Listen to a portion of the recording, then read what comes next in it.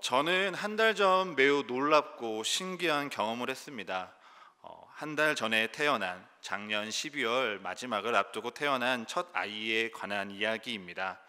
저는 지금도 눈을 감으면 병원에 들어가는 순간부터 아이가 나오는 순간까지의 일들이 생생하게 떠오릅니다.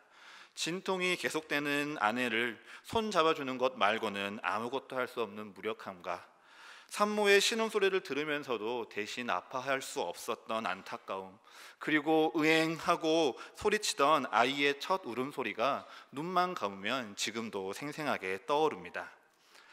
사실 아이가 태어날 때 제가 할 수 있는 것은 아무것도 없었습니다. 간호사 선생님이 아이의 얼굴과 온몸에 묻어있는 피와 분비물을 씻겨줄 때에도 저는 옆에서 시키는 대로 따라해야만 했습니다. 다 씻긴 아이를 엄마 품에 처음 눕힐 때에도 저는 졸졸 따라가는 것 외에는 할 수 있는 것이 아무것도 없었습니다. 그 자리에서 제가 할 수 있는 것이 있다면 세상에 자신의 탄생을 울리며 쩌렁쩌렁하게 울고 있는 아이에게 10개월간 다정하게 불러주는 태명 방심이를 불러주는 것뿐이었습니다. 결혼한 지 2개월이 된 신혼부부의 첫 아이의 태명이 왜 방심이냐고 물으신다면, 네, 이미 지금 생각 가운데 떠오르시는 그 이유가 맞을지도 모르겠습니다. 그런데 저희 아이의 태명을 불러주었을 때 정말 신기한 일이 일어났습니다. 아이가 수술실을 정리하는 소음과 의료진들의 대화 속에서 자기의 태명을 처음 듣자 울음을 그치고 눈을 뜬 채 얼굴을 두리번거리는 것입니다. 아직 자기의 이름이 아닌 태명이자 별명이지만 자기를 부른다는 것을 알고 있던 것입니다. 이후 조리원에서 2주의 과정을 보내며 저희 아이는 정말 많은 별명이 생겼습니다. 대부분의 아이들은 평온한 표정으로 잠을 자고 있는데 저희 아이만 유독 인상을 쓰고 있었습니다. 미간에 힘을 주고 인상을 잔뜩 쓰면서 얼굴이 빨개지도록 나를 빨리 안으라 선생님들에게 사인을 보냈습니다. 그래서 간호사 선생님들은 저희 아이를 보자마자 인상파라는 별명을 지어주었고, 저는 저희 아이의 미간을 바라보며 빨간 신호등이라는 별명을 지었습니다. 그런데 그렇게 울다가도 부모님이 오셔서 함께 면회하는 시간에는 언제 그랬냐는 듯이 새초롬하게 부모의 곁에 안겨있는 모습을 보시며 저희 어머니께서는 너희는 애기 걱정할 필요가 전혀 없겠다고 순복이라는 별명을 지어주셨습니다. 그렇게 김아인이라는 예쁜 이름을 정식으로 신고하기까지 저희 아이의 외모나 성격 같은 특징을 바라보며 여러 별명이 지어졌습니다. 그런데 잘 생각해 보니 별명이 꼭 사람에게만 붙는 것은 아니었습니다. 예로부터 우리나라는 예의 바른 사람들의 삶과 풍속을 바라보며 외국에서 동방예의지국이라는 별명으로 불렸습니다. 또 금요일 밤 안타깝게 져서 끝이 나버린 아시안컵의 대한민국 축구대표팀은 과거 새빨간 유니폼을 입고 악착같이 뛰는 모습을 본 외국 사람들이 붉은 악마라는 무시무시한 별명을 지어주었습니다. 요즘에 교회와 성도들에게도 별명이 있습니다. 그런데 사실 이 별명이 불려지는 것은 절대로 결코 유쾌한 경험이 아닙니다. 왜냐하면 요즘 시대에 교회에 붙여진 별명은 교회와 믿는 이들을 향한 조롱과 비난, 비아냥이 가득 담겨져 있기 때문입니다. 그 별명을 들을 때마다 참 안타까운 마음이 듭니다. 하지만 처음부터 교회에 불쾌한 별명들만 있었던 것은 분명 아니었습니다. 분명 우리에게도 듣기 좋은 별명이 있었습니다. 그것이 오늘 제목에도 드러난 교회와 성도들에게 붙여진 첫 번째 별명인 그리스도인입니다. 처음에 초대교회의 내 사람들은 제자들, 성도들, 형제들이라고 불리는 것을 더 좋아했습니다. 아직 유대인이라는 혈통과 유대교라는 종파 안에서 분리되기보다 그 안에 있기를 더 원했던 것입니다. 그런 그들이 그리스도에 관해서 자주 말하는 것을 들은 믿지 않는 자들에 의해서 그리스도라는 단어의 전미사가 추가되어 그리스도의 사람들, 그리스도인이라고 불려지게 되었습니다. 저는 그리스도인이라 말하는 것만으로도 책임감이 드는 것 같습니다. 당신은 그리스도인입니다. 그렇게 누가 불러준다면 저는 인정을 받은 것처럼 스스로 대견스럽기도 합니다. 그렇다면 이 별명이 어떤 모습과 어떤 특징을 보고 어디에서 처음 부르게 되었을까요? 오늘 본문 25절과 26절 말씀을 함께 읽도록 하겠습니다. 바나바가 사울을 찾으러 다소에 가서 만남에 안디옥에 데리고 와서 둘이 교회에 1년간 모여 큰 무리를 가르쳤고 제자들이 안디옥에서 비로소 그리스도인이라 일컬음을 받게 되었더라. 안디옥 교회에서 교회와 성도들은 비로소 그리스도인이라 일컬음을 받게 되었다고 성경은 이야기하고 있습니다. 비로소, 처음으로 이루어지고 변화된다는 뜻을 내포한 이 단어가 사용되었다는 것은 이전에 어떤 믿는 자들이나 어떤 교회에도 그리스도인이라고 불려진 것이 한 번도 없다는 것을 뜻하기도 합니다. 쉽게 넘어갈 수 있는 이 말씀에 잠깐 머무르고 나면 궁금증이 하나 생깁니다. 왜 초대교회로서 건강한 교회의 롤 모델로 지금도 이야기되는 예루살렘 교회가 아니라 안디옥 교회에서 비로소 처음으로 그리스도인이라 불려지게 되었을까요? 교회의 의미를 따지고 보면 예루살렘 교회는 예수 그리스도의 십자가 위에 세워진 첫 번째 교회입니다. 상징적인 의미를 넘어서 실제 예수님께서 십자가에 못 박혀 돌아가시고 부활하신 예루살렘의 현장 가운데 세워진 교회입니다. 또한 예수님의 12제자가 함께 세운 권위 있는 교회이기도 합니다. 그렇기에 예루살렘 교회는 성도의 회개, 믿음의 여부를 확인하고 허락해주는 최상위 기관으로서 권위를 가졌습니다. 아무리 예수님과 함께 3년의 공생애를 함께한 베드로라고 할지라도 예루살렘 교회의 권위에 반드시 순종해야만 했습니다.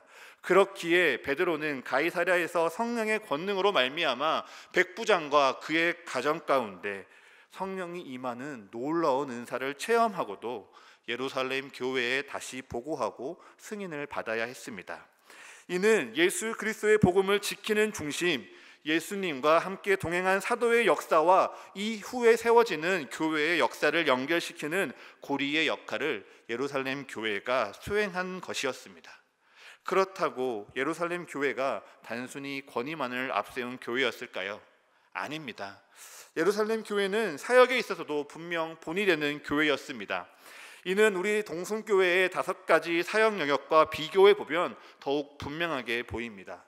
우리 교회의 비전은 모두가 아시는 것처럼 하나님을 기쁘시게, 사람을 행복하게, 세상을 아름답게입니다. 그리고 이 비전을 우리는 효율적으로 이루기 위해서 5가지의 영역, 예배와 교육, 교제와 섬김, 그리고 선교의 영역을 나눠서 사역하고 있습니다.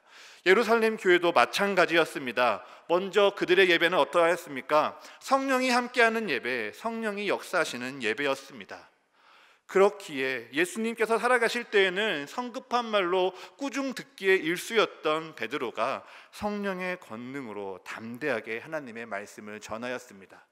선지자 요엘의 메시지를 통해서 베드로가 예수 그리스도께서 우리에게 열어주신 구원의 길을 선포할 때 그 자리에 있는 수많은 사람들이 마음의 찔림을 잊고 회개하여 주께 돌아왔습니다. 이 숫자가 무려 3,000명입니다. 이제 막 창립 예배를 시작한 교회가 성령의 역사하시는, 성령님께서 살아계시는 예배를 통하여 단숨에 성도 3,000명의 메가 처치로 성장한 것입니다. 또 예루살렘 교회는 서로 교제하고 배우는 일에도 힘썼습니다. 성전에서 예배를 드리고 나서 성도들은 집에 함께 모여 식사하고 하나님을 찬양하는 것이 그들의 일과가 되었습니다. 식사 때마다 서로 교제하고 즐거움이 넘쳐 흐르는 모습은 밖에서 보기에 작은 축제와도 같았고, 이 모습을 너무도 부러워했던 많은 사람들이 더욱더 교회로 모여들었습니다. 그렇다고 성도들이 인간적인 즐거움만을 추구한 것은 아니었습니다. 성도들은 정기적으로 솔로몬 행각에 모여서 사도들의 가르침을 받았습니다. 하나님의 말씀을 들었고 이 말씀을 새롭게 가르치시는 예수 그리스도의 복음을 들었으며 그리고 그 복음대로 살아가기를 힘썼습니다. 자신들이 배운 말씀에 순종하여 예루살렘 교회는 서로를 섬기는 사역에도 본을 보였습니다. 사도행전은 2장과 4장 2번에 걸쳐서 그들 모두가 한 마음 한 뜻이 되어 모든 물건을 서로 통용하고 자기 재물을 조금이라도 자기 것이라 주장하지 않았다고 기록하고 있습니다. 교회 안에 있는 가난한 사람들을 위해 가진 자들은 자신의 소유를 팔아 모든 이들의 필요를 따라 나누어 주는 구제 사역이 바로 이 예루살렘 교회에서 먼저 시작되었습니다. 하지만 예루살렘 교회에도 분명 연약한 영역이 있었습니다. 그것은 바로 선교의 영역입니다. 한 마음 한 뜻이 되어 서로 모이기에 힘쓰다 보니 오직 성령이 너희에게 임하시면 너희가 권능을 받고 예루살렘과 온 유대와 사마리아와 땅끝까지 이르러 내 증인이 되리라는 이 예수님의 명령을 오히려 그들은 따르지 않았습니다. 안타깝게도 예루살렘 교회의 이 선교적 사명은 스데반이 순교하는 그 계기를 통해서 비로소 시작됩니다. 7 집사 중에 한 사람이요 믿음과 성령이 충만했던 스데반이 사울의 주도하에 순교한 이후 예루살렘 교회에는 무서운 박해가 시작되었습니다. 예루살렘 교회의 사도들만이 남게 되었고 이를 제외한 믿는 모든 사람들은 유대와 사마리아 전역에 흩어지며 본격적인 선교의 시대가 시작되었습니다. 그렇게 해서 사도행전이 증거하는 첫 번째 교회가 바로 안디옥 교회입니다. 그렇다면 이 선교적 사명을 감당하는지 여부가 그리스도인이라 불리는 가장 중요한 기준이었을까요? 서둘러 결론을 내리기 전에 처음으로 그리스도인이라 불리어진 안디옥 교회를 자세히 살펴보도록 하겠습니다. 먼저 안디옥이란 도시는 수리아라는 중동의 지역에 있는 큰 도시였습니다. 고대 로마 제국의 수도였던 로마와 이집트의 중심지였던 알렉산드리아에 뒤이어서 세 번째로 큰 도시 중심지였습니다. 최근 조사에 따르면 인구와 GDP를 기준으로 현대의 3대 도시는 뉴욕과 도쿄, 런던이라고 합니다. 안디옥은 당시 런던 정도의 규모가 되는데요. 저는 아직 런던에 가보지를 못해서 아직 정확하게 알 수는 없지만 서울이 이제 막 6위에서 5위로 성장하는 도시라는 것을 보면 런던의 위상과 크기가 얼마나 크고 놀라운지 상상할 수 있습니다. 당시에 벌써 50만 명이 거주하던 안디옥을 로마는 군단의 본부를 주둔시켜서 보호하였기에 이 도시는 군사적으로 그리고 정치적으로 중심지가 되었고 지중해를 향한 항구를 가장 가까이에 두어서 자연스럽게 국제적인 상업의 중심지가 되었습니다. 군사와 경제의 중심지에 사람들은 모여드는 곳, 그래서 혁신이 이루어지는 곳이 바로 이 안디옥이었습니다. 그곳에 스데반의 순교 이후 핍박을 피해 흩어진 자들이 몰래 숨어 들어갔습니다. 처음엔 그들도 그곳에 사는 유대인에게만 복음을 전파하였습니다. 그러다가 그 중에 먼저 복음을 접한 구브레와 구레네에서 온 이방 출신 몇 사람들이 헬라인에게 복음을 전파하기 시작했습니다. 여기서 그리스도인을 정의할 수 있는 첫 번째 키워드가 등장합니다. 처음으로 설교단에 서서 설교하는 이 설교자를 응원하는 마음으로 함께 따라해 주시겠습니까? 드러나지 않아도 됩니다. 감사합니다. 말씀과 기타 사료를 아무리 살펴보아도 안디옥에 들어가서 복음을 처음 전한 이 사람들에 대한 이름은 전혀 기록이 나오지 않습니다. 그렇지만 드러나지 않은 이 무명의 전도자들은 복음을 열심히 전하고 또 전하였습니다. 예루살렘에 남아있는 12사도나 예루살렘에서 세운 7 집사와 같이 유명해지지 않았지만 이름이 드러나지 않아도 그들은 개의치 않았습니다. 그들은 그저 드러나지 않는 곳에서 맡겨진 자리에서 순전하게 복음을 전하는 일에만 집중하였습니다. 그들의 열심에 주의 손이 함께하니 수많은 사람들이 더욱더 죽게 더하여졌다고 오늘 본문은 설명해 주고 있습니다. 그들의 열심과 기도 위에 하나님의 은혜가 임하여 안디옥 교회가 세워진 것입니다. 이 사실은 오늘날의 우리에게도 참 위로가 됩니다. 꼭 뛰어나지 않아도, 유명하지 않아도, 남이 알아주고 인정하지 않아도, 굳이 드러나려고 하지 않아도 온 마음과 온 정성을 다해 열심히 섬기고 예배하는 일을 하나님께서는 기억하시고 그의 삶을 통해 열매 맺게 하십니다. 그 열매가 바로 오늘 우리가 함께 보고 있는 안디옥 교회입니다. 그리고 그들은 그곳에서 그리스도인이라 불리었습니다. 이 열매가 오늘 여기 모인 모든 예배자들의 삶 가운데도 함께 하시기를 축복합니다. 그러나 열심은 있으나 드러내지 않는 사람들의 갖는 문제점은 이를 인정해 주는 공신력이 부족하다는 점입니다. 그래서 예루살렘 교회가 안디옥에서 일어난 일들을 확인하기 위해 잘 알려지고 존경받는 한 사람을 보냅니다. 그가 바로 오늘 성경에 등장하는 바나바입니다. 우리는 안디옥 교회와 바나바의 관계 속에서 그리스도인이라 불리는 두 번째 키워드를 찾아볼 수 있습니다.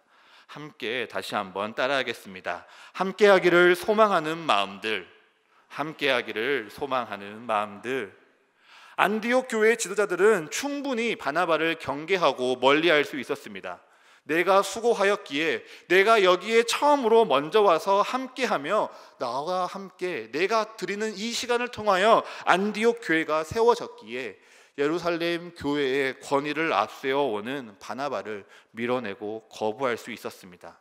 하지만 안디옥 교회 사람들은 그러지 않았습니다. 권리를 내세우지 않고 오히려 교회 가운데 바나바를 환영하였습니다. 그들은 바나바와 함께하기를 소망하였고 그에게 배우기를 즐거워하였으며 함께 교회에 세워나가기를 기뻐하였습니다. 바나바 또한 마찬가지였습니다. 바나바도 자신을 자랑하고 돋보이려고 하기보다 충만한 성령과 믿음으로 모든 사람에게 굳건하게 주와 함께 머물라 격려하며 위로하는 사람이었습니다. 여기서 격려하다, 위로하다는 동사는 헬라어로 파라칼레오라는 동사가 쓰이는데요. 이는 요한복음 14장에서 16장까지 예수님께서 반복적으로 강조하며 우리에게 가르치시는 보혜사 성령 파라클레토스를 뜻하는 단어의 어원이 됩니다. 즉 그들은 보혜사 성령님과 같이 함께하면서 단순히 마음을 격려하고 위로하는 것이 아니라 함께하기를 소망함으로 교회를 더욱더 굳건히 세우기를 기뻐하였고 또한 무엇보다 성령의 은혜로 말미암아 서로 위로하며 주 안에서 더욱 굳건하게 하기를 소망하였습니다. 그리고 그 은혜 가운데 바나바는 특별한 한 사람을 함께하기를 소망합니다. 우리 오늘 다시 한번 25절과 26절의 말씀을 함께 읽겠습니다. 바나바가 사울을 찾으러 다소에 가서 만나매 안디옥에 데리고 와서 둘이 교회에 1년간 모여 있어 큰 무리를 가르쳤고 제자들이 안디옥에서 비로소 그리스도인이라 일컬음을 받게 되었더라. 바나바는 사울을 찾으러 굳이 다소에까지 갑니다. 왜 그리하였는지 무슨 이유였는지는 명확히 알 수 없습니다.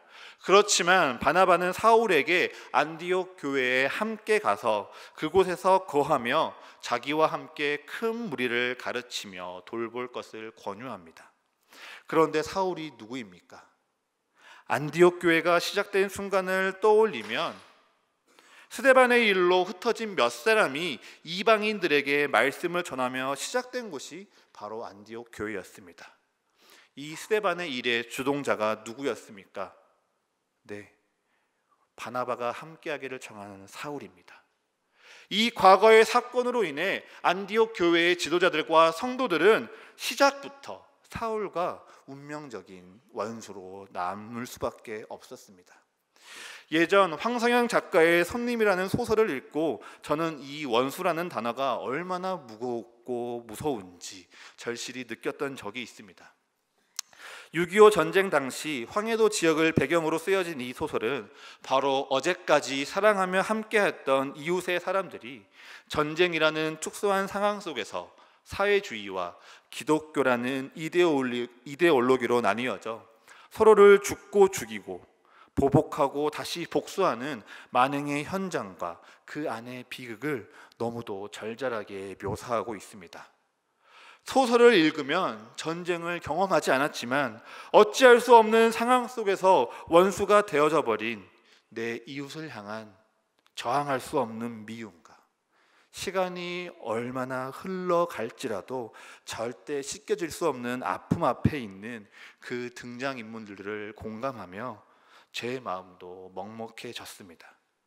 하물며 이웃이 원수가 되었을 때에도 이렇게 마음이 아픈데 안디옥 교회로 도망간 예루살렘 교인들은 본디 원수된 자 사울을 보며 어떠한 마음이 들었겠습니까? 자신들이 사랑하며 존경하는 스데반을 죽인 자입니다. 한마음 한뜻이 되어 기뻐하며 즐거이 모였던 예루살렘 교회를 흩어버린 자입니다. 가장 앞장서서 믿는 이들을 모조리 끌어다가 감옥에 집어넣고 핍박하였던 자, 심지어 도망가는 자신들을 다메섹까지 쫓아오며 죽이려 하던 사신, 이 사울을 바나바가 함께하기를 소망하며 안디옥 교회에 데려온 것입니다. 그런데 더 놀라운 사실은 안디옥 교회의 성도들이 그와 함께하기를 기뻐하며 그의 가르침을 듣는 것을 즐거워하였다는 사실입니다. 어떻게 그렇게 할 수 있었을까요? 그것이 바로 그리스도인을 가리키는 세 번째 키워드입니다. 우리 마지막으로 함께 따라해 보겠습니다. 예수 그리스도를 본받는 사랑으로. 네, 사울을 통해 안디옥 교회의 사랑은 예수 그리스도께서 먼저 제자들에게 보여주신 사랑을 본받는 것이었습니다. 예수님은 3년을 동행하며 곁을 지킨 제자들을 사랑하셨습니다. 결코 떠나지 아니하리라 자신하던 이들이 가장 먼저 자신을 버리고 도망갈 것을 이미 알고 있었지만 예수님께서는 사랑하셨습니다. 배반할 것도 이미 알았지만 예수님께서는 사랑하셨습니다. 예수님이 고난받는 현장 가운데 눈이 마주쳤음에도 3번이나 부인하고 저주하는 제자들을, 배신의 낙인을 찍고 영영이 조롱받아도 마땅한 이들에 불과하였습니다. 우리의 일반적인 감정으로는 더 이상 상종할 수 없는 사람들에 불과합니다. 그런데 예수님께서는 그러한 사람들을 위하여 십자가에서 죽기까지 사랑하셨습니다. 십자가 죽음으로 대속하셔서 이루신 그 사랑을 부활하신 몸으로 이 땅 가운데 또 다시 실천하셨습니다. 제자들의 버림과 부인, 죄악으로 상처난 손을 다시금 제자들에게 내미셨습니다. 아무리 자식이 미운 말을 내뱉고 못된 행동들로 불순종하여도 결단코 자식을 포기하지 않는 부모님의 사랑처럼 예수님은 제자들을, 그리고 우리를 다시 사랑하셨습니다. 갈 곳 잃은 빈배에 한숨 짓는 그들을 찾아가서 위로하시고 밤새 굶주린 그들을 배불리 먹이셨습니다. 이것이 바로 예수 그리스도의 사랑입니다. 다른 무엇이 아닌 이 사랑으로 말미암아 제자들은 새로워졌고 이 사랑 위에 교회가 세워졌습니다. 그리고 이 사랑에 감격하여 안디옥 교회의 수많은 사람들은 더하여졌고 이 사랑을 통하여 성도들은 변하여 갔습니다. 그리고 이 사랑으로 안디옥 교회의 성도들은 사울을 용서하였고 이 사랑이 사울을 변화시켰습니다. 물론 예루살렘 교회에도 사랑은 있었습니다. 하지만 그들은 예수 그리스도를 본받는 사랑으로 온전히 변화되지는 못하였습니다. 그들 안에는 여전히 다른 이들을 위해 나누고 베풀기보다 자기 것이 먼저인 아나니아와 삽비라의 모습이 남아 있었습니다. 사랑으로 하나 되는 영적 가족이 되기보다 혈통과 족속, 지역과 인연을 더 중요시하였기에 헬라파와 히브리파 가부들은 서로 다투었습니다. 하지만 안디옥 교회는 예수 그리스도를 본받는 사랑으로 그들의 삶과 가치를 완전히 변화시켰습니다. 예수 그리스도를 본받는 사랑을 통하여 원수이던 사울이 사랑하는 영적 가족이 되었고 이후 사울은 바울이라 불리며 이방 세계의 사도로 세워지는 귀한 사역 가운데 이 안디옥 교회가 함께 동참하는 첫 번째 교회가 되었습니다. 또한 이후 9절에서 등장하지만 이 사랑으로 한 번도 본 적 없고 만난 적 없는 예루살렘 교회의 어려움을 위해 안디옥 교회 사람들은 기꺼이 자신의 소유를 나누었습니다. 자기들도 궁핍하고 가난할지라도 교회가 예수 그리스도의 몸된 지체이며 하나라는 믿음 가운데 예루살렘 교회의 어려움에 함께 동참하며 함께 멍에 매기를 즐거워한 것입니다. 이러한 안디옥 교회의 성도들을 보고 믿지 않는 이들은 그리스도인이라고 불렀습니다. 사실 그리스도인은 처음부터 지금 우리가 이해하는 의미가 아니었습니다. 이 별명은 인종과 출신, 지역에 연연하지 않은 새로운 별종 집단을 부르는 말이었습니다. 더 심하게는 그리스도를 따르는 바보 같은 무리라고 놀리는 말이었습니다. 맞습니다. 믿지 않는 사람들에게 그리스도인은 바보 맞습니다. 믿지 않는 사람들에게는 예수님은 단지 십자가에 매달려 죽은 죄인에 불과합니다. 율법을 아는 사람들에게는 예수님은 나무에 달려 죽었기에 저주받은 자입니다. 세상의 권력가들에게 예수님은 따르는 무리가 아무리 많았다고 하나 아무 저항도 하지 못하고 끝이 나버린 무능력한 지도자에 불과합니다. 그리고 그 예수를 따른다고 말하는 이들의 모습은 더 바보 같습니다. 자신들을 괴롭히는, 그리고 쫓아내고 심지어 죽이려고 한 원수에게 복수하기보다 용서한다고 말한답니다. 한 번도 본 적도 없고 만난 적도 없는 이들의 어려움을 위해 자기 재산을 기꺼이 내어준다고 합니다. 내가 열심히 일하고 수고하여 번 돈과 재산이 내 것이 아니라 하나님의 것이기에 하나님의 뜻에 순종한다고 말합니다. 믿지 않는 이들의 눈 가운데 얼마나 무능력하고 무기력하고 무지해 보이는 모습이었을까요? 이처럼 예수님만 바라보는 예수 바보들에게 믿지 않는 사람들은 그리스도인이라 손가락질하였습니다. 그런데 이후 세상이 어떻게 되었습니까? 드러나지 않지만 평범한 대다수의 성도들이 함께 하기를 소망하며 예수 그리스도를 본받는 사랑으로 하나된 교회를 세워나가기에 힘써 나갈 때 그 사랑은 세상을 변화시켰습니다. 변방에 실패하고 아주 작고 작은 지도자로 조롱받던 예수님은 온 세상을 구원하실 하나님의 아들로 찬양받으며 로마 제국을 복음으로 변화시키는, 세상에서 구원을 얻은 유일한 이름이 되었습니다. 그리스도인은 세상의 수많은 유혹과 거짓된 속삭임 가운데 참된 진리를 따르는 지혜로운 이들이요, 시간 앞에 덧없이 사라져버리는 헛된 권력이 아니라 영원토록 영광 받으실 진정한 왕, 하나님이 기름 부으신 진정한 메시아를 따르는 선구자요 성도들로 세상 속에서 칭송받게 되었습니다. 그런데 요즘 우리는 이러한 그리스도인의 사랑과 능력을 잃어버리고 있는 것은 아닌지 돌아보게 됩니다. 우리가 예수 그리스도를 본받는 사랑이 아니라 먼저 세상의 기준을 찾아가는 것은 아닌지, 다른 이와 함께 하기 위해서 어려움을 감내하기보다 혼자 있는 것을 편애하는 것은 아닌지, 내가 먼저 높아지며 드러나는 그 모든 상황과 순간을 기뻐하는 것은 아닌지 돌아보게 됩니다. 날마다 터지는 뉴스 기사와 부끄러운 사건 사고에 교회가 세상의 걱정을 받고 있습니다. 세상을 위하여 목소리를 높여 기도하며 복음으로 세상을 변화시켜야 될 교회가 우리의 연약함과 제됨으로 인해 안에서부터 먼저 흔들리고 있는 것이 요즘의 실정입니다. 말씀을 시작하며 언급하였듯이 교회가 다시 입에 담기 불편한 정도의 가슴 아픈 말들로 비난받고 있습니다. 이러한 이 시대에 동성의 모든 가족들이 먼저 다시금 예수 그리스도를 본받는 진정한 첫 번째 그리스도인으로 세상에 나아가시면 어떻겠습니까? 이번 한 주 세상 속에서 우리의 삶의 현장 가운데서 안디옥 교회의 성도들이 그리스도인이라 불린 이 세 가지 키워드를 반드시 기억하시기를 바랍니다. 드러나지 않아도 괜찮습니다.